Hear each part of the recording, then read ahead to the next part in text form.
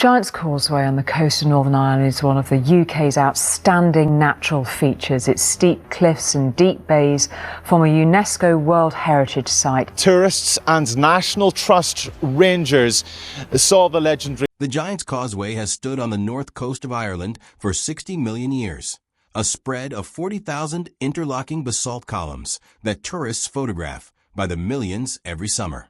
Most people who walk across those hexagonal stones know the folklore. They know the name Finn McCool.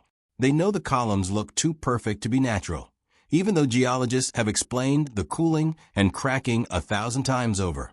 What most people do not know is that for the last 3 years, a small, unofficial group of researchers has been quietly investigating something else entirely, a section of cliff face tucked away from the main tourist paths that local guides have long referred to only as the seam.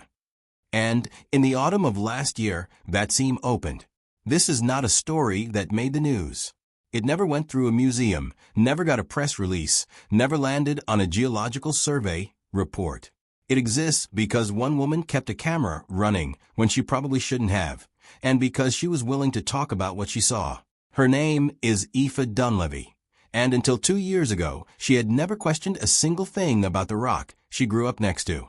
Aoife was not a scientist by training. She was a walking guide, the kind who leads small groups along the coastal path and repeats the same stories about giants and rival titans across the sea, day after day, season after season. She knew every crack in that cliff the way you know the furniture in a house you've lived in your whole life. Which is exactly why she noticed something the first time most people would have walked straight past it. It was a low-tide morning in October, cold enough that her breakfast group had canceled, leaving her alone on the path with nothing to do but walk. She has said more than once that she almost didn't stop. But something about the light that morning was catching a section of the cliff differently than it should have. A thin, near-invisible line running vertically through the rock, bordered on both sides by columns that did not quite match the grain of the stone around them. She had passed that exact spot hundreds of times. She had never seen the line before. She did what any guide would do. She touched it, and she says the stone was warm, not sun-warm, not the kind of gentle heat basalt holds after a clear afternoon, but warm in a way that made her pull her hand back reflexively, the way you'd flinch from a stove. It was October. The morning was overcast. There was no reason for that section of rock to hold any heat at all. Aoife didn't tell anyone that day. She has admitted this herself. She assumed she was imagining it, or that she touched a spot warmed by some trick of drainage or mineral seep. But she went back the next morning before her tour group arrived, and the line was still there, and the stone was still warm. And this time she brought her phone. What she filmed over the following 6 weeks is the reason this story exists at all. And it is also the reason almost nobody believed her when she first tried to share it. The footage is inconsistent, sometimes grainy, occasionally out of focus in ways that seem to have nothing to do with her camera. She has never claimed otherwise. What she has always insisted on in every conversation she's had since is that the inconsistency itself is the story. Something about that stretch of cliff does not want to be recorded cleanly. And the closer she got, the worse the interference became. The first weeks produced nothing dramatic. She simply returned day after day, timing her visits to the low-tide window when the base of the cliff was exposed and the light was best. She measured the warm line with a small infrared thermometer she bought secondhand, and the readings never made sense, always several degrees above the surrounding rock, never rising or falling with the weather, as though something behind the stone was maintaining its own temperature regardless of what the Irish coast was doing outside. It was in the 5th week that the line moved. She was alone, as she almost always was, crouched at the base of the cliff with her phone propped against a rock to keep both hands free for her thermometer. She has described the moment carefully, because she has had to describe it so many times since. There was no sound at all, not even the grinding you'd expect from stone shifting against stone. The line simply widened a few centimeters, then stopped, as if testing itself. She did not run. She has said this surprised her more than anything else that happened, that instead of fear, what she felt in that moment was something closer to recognition, as though some part of her had been quietly expecting this for weeks without admitting it. The gap held for perhaps 4 minutes before closing again, sealing so completely that even she, standing an arm's length away with a full understanding of exactly where to look, could not find the seam again once it was shut. She checked her footage that night with her hands shaking. It was there, blurred, half obscured by a lens flare that came from nowhere identifiable. But there. That was the footage that finally got someone else to take her seriously. Not a geologist, not the National Trust, but a structural engineer named Dr. Malachi Quinn, who had spent his career consulting on tunnel stability and had a private, almost embarrassing fascination with unexplained coastal phenomena. Quinn was skeptical in the specific way that made him useful. He did not want to believe Aoife. He wanted to disprove her cleanly, so the two of them could both go back to their ordinary lives. That is, by his own account, the only reason he agreed to come out to the coast at all. Quinn's contribution to the story is the part that changes it from an odd personal experience into something much harder to dismiss. He brought instruments Aoife didn't have: a portable seismograph, a hygrometer, and a small borescope camera on a flexible cable, the kind used to inspect pipes and wall cavities. His plan was simple: find the seam using Aoife's directions, confirm it was nothing but a weathering crack exaggerated by imagination and bad light, and go home. The seismograph gave him his first surprise. In the hour before the gap reopened, which it did on the fourth day of his visit, at almost exactly the same tidal point Aoife had recorded before, the instrument picked up a faint, rhythmic vibration through the rock, too slow and too regular to match wave action or wind. Quinn has described it as feeling less like geological noise and more like listening to something breathe through several feet of stone.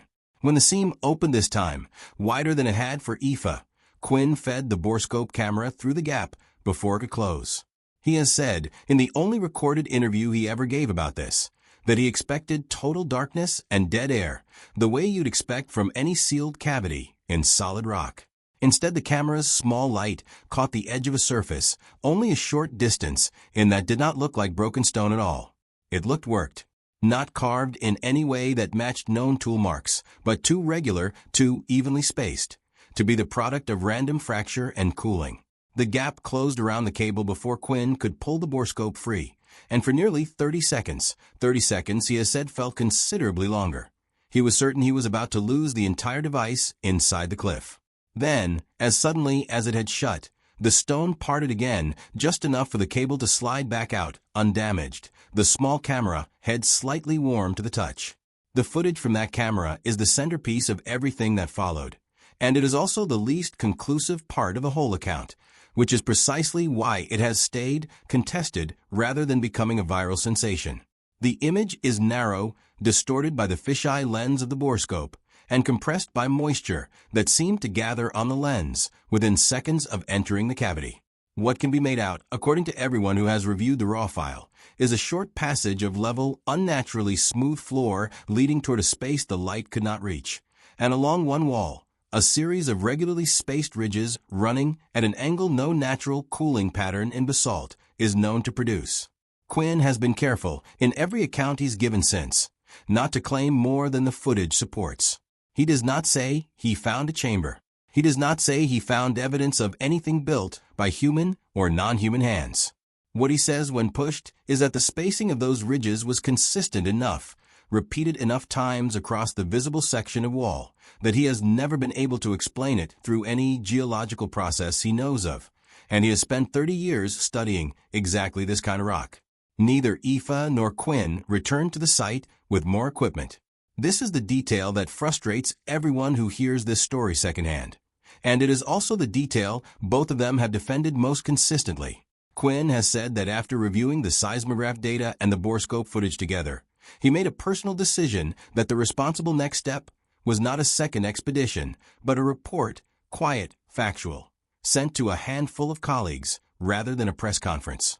He has said more than once that curiosity and recklessness are not the same instinct, and that he was no longer certain which one was driving him.